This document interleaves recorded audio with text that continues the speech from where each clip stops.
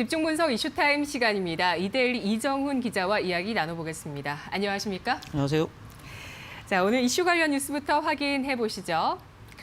오늘 머니투데이 매일경제 기사입니다. 문 대통령 한마디에 탄소 중립주 들썩 숨은 친환경 성장주는입니다.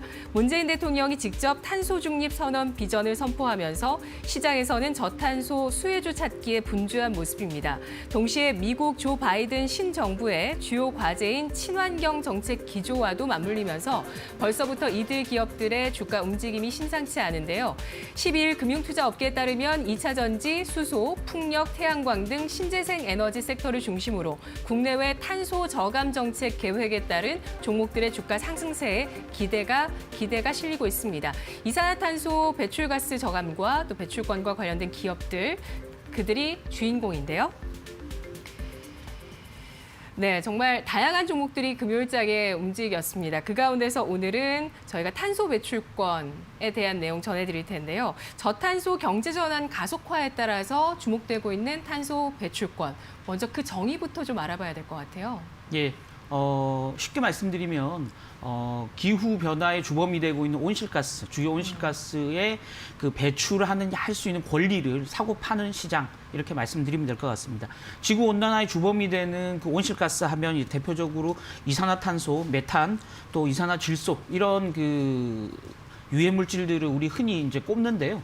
이런 부분들을 이런 온실가스들을 배출할 수 있는 권리를 일단은 정부로부터 일정 부분 무상으로 받고요. 또 일정 부분은 유상으로 받고 또 이산화탄소 저감 노력을 한 기업들에 대해서 유엔이 인정하면 그만큼 또 탄소 배출권으로 인정받는 이런 이제 여러 가지 경로를 통해서 해당 기업들은 한 해에 그 탄소 배출권 총 권리를 가지는데요. 그 권리를 초과해서 이산화탄소를 배출할 경우에는 시장에서 이 배출권을 추가로 초과 배출한 만큼 추가로 이제 시장에서 자기 돈을 주고 매입을 해야 되고요. 반대로 이 무상 할당량, 전체 받은 할당량보다 적은 이산화탄소를 배출한 기업들 같은 경우는 이 남는 탄소 배출권을 시장에서 내다 팔아서 수익을 얻을 수 있는 그런 어떤 새로운 시장이 열렸다라고 설명드리면 될 것 같습니다.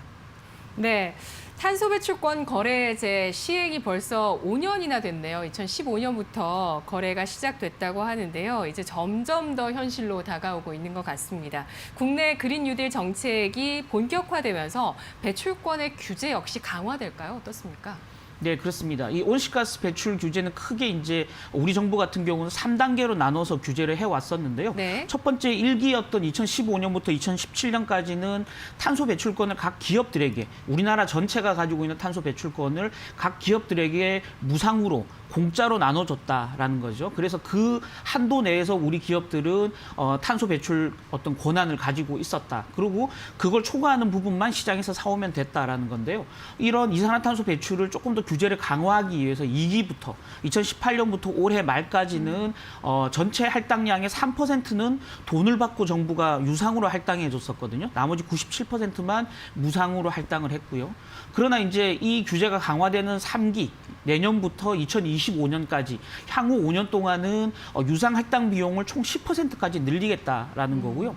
특히 이제 조 바이든 그 미국 그 대통령 당선인의 2050년 넷제로, 그러니까 2050년이 되면 탄소 순 배출을 제로로 만들겠다라는 탄소 중립 선언 이후에 우리나라 문재인 대통령도 2050년에 넷제로를 선언을 했거든요. 이에 따라서 3기 이후에 유상 할당 비중은 지금보다 훨씬 늘어날 가능성이 있다라는 점에서 향후에 국내 탄소 배출권 시장 거래는 굉장히 빠르게 활성화될 가능성이 있다라고 말씀드리면 될 것 같습니다. 네. 기업 활동을 하기 위해서 탄소를 배출하게 되면 정부에도 돈을 내야 하고요. 그리고 또 더 많이 배출을 하기 위해서는 기업 간의 거래까지 좀 더 본격화된다는 움직임인데요. 탄소 배출권이 현재 돈이 되고 있는지 알아보려면 기업 실적을 통해서 보면 될 것 같아요. 어떻습니까? 네, 우리가 이제 흔히 탄소 배출권 그 활성화에 따른 수혜주를 꼽을 때 네. 과연 이게 해당 기업의 주가를 움직일 만큼 실적에 네. 영향을 미치는가, 그걸 유의미성을 가지는가라고 이제 따져보면 될 것 같은데요. 가장 대표적인 예가 지난 2분기, 3분기 실적을 발표했던 미국 대표적인 전기차 업체 테슬라를 좀 꼽아보면 될 것 같습니다. 네. 테슬라 같은 경우 지금 지난 2분기에 코로나19 팬데믹에 따른 영향으로 인해서 캘리포니아에 있는 프레몬트 공장이 가동이 일시 중단됐거든요. 거의 한 일주일 이상 공장이 중단되면서 2분기에 생산량이 좀 차질을 빚을 것이다라는 우려감이 커지면서 2분기에는 적자로 돌아설 것이다라는 전망들이 굉장히 강했습니다. 그럼에도 불구하고 작년에 이 테슬라가 이런 친환경 자동차 업체이기 때문에 남아도는 탄소 배출권을 전통적인 그 휘발유 가솔린 자동차 업체인 GM과 피아트 크라이슬러의 이 탄소 배출권을 판매했거든요. 남아도는 탄소 배출권을. 그에 따른 수익으로 지난 2분기에 무려 이제 4억 2,800만 달러를 그 수익을 얻어내면서 2분기 깜짝 흑자를 기록하면서 S&P 500 지수에 편입되는 그런 어떤 쾌거를 만들어냈다. 그게 네. 이제 실제 지금까지 테슬라의 계속적인 주가 상승 랠리를 이끄는 원동력이 됐다라는 거고요. 지난 3분기에도 3억 9,700만 달러를 이 탄소 배출권 판매로 벌어들이면서 기업 실적, 그러니까 총 매출의 5%를 이런 탄소 배출권 판매로 벌어들이는 이런 굉장히 실적에 유의미한 영향을 가지는 탄소 배출권 대표적인 수혜 기업으로 테슬라가 꼽히고 있다라고 말씀드리면 될 것 같습니다. 네, 정말 관련주를 본격화시켰던 테슬라의 2분기 흑자 전환, 이것이 바로 탄소 배출권 판매 덕이었습니다. ESG 경영이 이제는 진짜 대세가 될 수밖에 없겠습니다. E 환경, S 사회, G 지배 구조 이 부분인데요. 그중에 E를 알아보고 있습니다. 자, 그렇다면은 국내에서 탄소 배출권 거래가 활발한지도 짚어볼까요? 예, 전체적인 거래량 자체는 최근에 좀 많이 늘고 있습니다. 아시다시피 이 코로나19 사태로 인해서 전체적인 그 온실가스를 배출하는 기업들의 생산량이 좀 많이 줄어들고 있거든요. 수출도 잘 안 되고 국내 수요도 줄어들다 보니까 그로 인해서 남아도는 탄소 배출권을 좀 다른 기업에 판매하고자 하는 기업들이 좀 늘어나고 있다라는 거죠. 대표적인 예를 들어보면 이달 초 12월 2일이었습니다. SK에너지가 계열사인 SK ENS의 탄소 배출 건 30만 톤을 판매했다라는 공시가 나왔었거든요. 총 거래액은 무려 66억 6천만 원에 이를 정도로 굉장히 네. 큰 규모였는데요.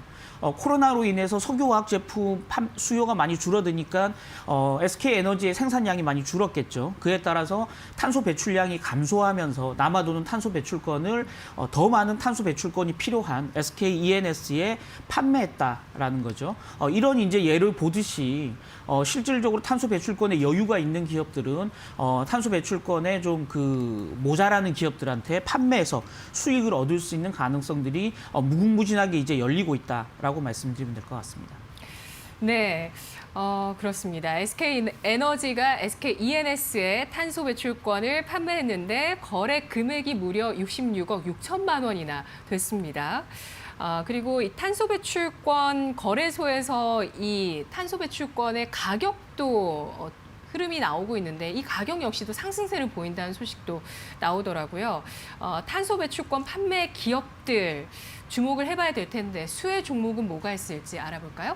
네, 아까 말씀드렸듯이 몇 가지 이제 그 섹터를 나눠봐야 될 것 같은데요. 첫 번째는 정부로부터 무상이나 유상 할당량을 많이 받았지만 실질적으로 그 온실가스 배출이 적은 기업들이 하나의 가능성이 있겠고요. 그 기업들은 온실가스를 저감하는 노력들을 통해서 온실가스 배출량을 줄였다라는 거죠. 그 줄어든 온실가스 그 배출권을 시장에 판매하면서 수익을 얻을 가능성이 있는 기업이 하나의 섹터가 있고요.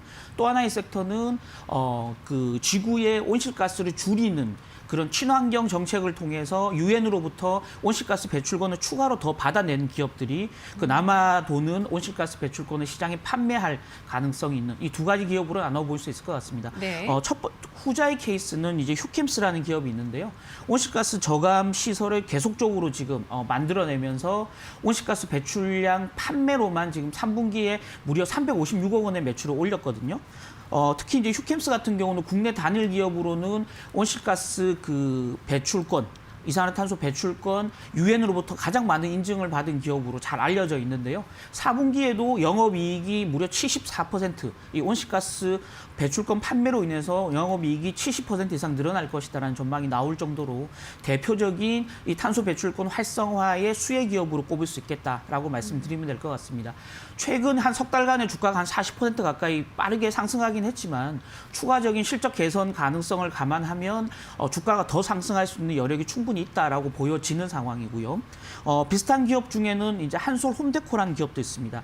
한솔 하면 대표적인 친환경 기업 이미지가 굉장히 강한데요. 한솔의 그 뉴질랜드 법인인 한솔 뉴질랜드 같은 경우는 뉴질랜드 현지에서 숲을 조성하는 사업을 통해서 이산화탄소 배출을 저감 노력을 굉장히 해왔거든요. 그 저감 노력들이 그 유엔과 뉴질랜드 환경 당국으로부터 인정을 받으면서 실질적으로 탄소 배출권을 더 많이 얻어냈고요. 그로 인해서 여유가 있는 탄소 배출권을 현지 리스 업체에 판매하면서 수익을 얻고 있다라는 겁니다. 지금 2031년까지 총 이제 720만 뉴질랜드 달러, 원화로 따지면 한 55억 원 정도를 이 탄소 배출권 판매로 수익을 볼 것이다라는 기대감이 나오고 있는 상황이거든요. 이런 기업들에 대한 관심이 가장 필요하겠다라는 거고요. 자체적으로 이산화탄소 배출을 줄이는 기업들도 있습니다. 이산화탄소를 저감하기 위한 시설을 적극적으로 만들어내면서 탄소 배출권의 여유를 굉장히 많이 확보하는 기업들이 있는데요. 그린케미칼이라든지 에코프로 또 KC코트랄 같은 기본적으로 그 이산화탄소 저감 시설을 적극적으로 개발해내는 기업들에 대한 관심도가 필요한 시점이다라고 말씀드리면 될 것 같습니다. 네, 마지막으로 탄소 배출권 가격 동향을 알아보겠습니다. 상승에 대한 기대도 많이 나오더라고요. 네, 그렇습니다. 작년까지만 해도 국내 이제 한국 거래소에 상장돼 있는 탄소 배출권 가격이 한 10,000원대 정도였거든요. 그러다가 작년 하반기부터 이제 본격적으로 좀 상승하고 올 초에는 무려 4만 원까지 상승을 했는데 지금 최근엔 한 2만 원까지 반토막이 나 있는 상태입니다.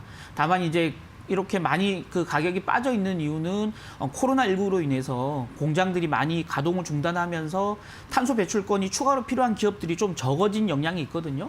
다만 이제 이 코로나 영향이 잦아든 이후에 각 그 공장들의 가동률이 정상화된다면 다시 탄소 배출권 수요가 굉장히 빠르게 늘어나면서 가격이 다시 원상복구되면서 상승할 가능성이 충분히 있다라고 보여지는 상황입니다. 특히 이제 내년 1월 20일이 되면 조 바이든 당선인이 대통령이 취임하지 않습니까? 그렇게 된다 그러면 본격적인 이 탄소 배출 규제가 강화될 가능성이 있다라는 점에서 글로벌 시장 전체의 탄소 배출권 시장 투자 심리가 빠르게 회복될 가능성이 있다라는 거고요.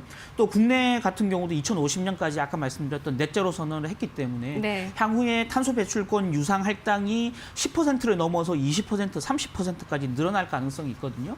그래서 기업들 입장에서는 돈을 주고 할당량을 받아와야 되기 때문에 초과되는 부분에 대해서 계속 이 탄소 배출권 시장에서 거래를 활발하게 해야 되는 상황이고요. 그에 따라서 전체적인 시장의 수급 요건이 타이트해지면서 가격이 위로 올라갈 가능성이 충분히 있다라고 보여지는 상황입니다.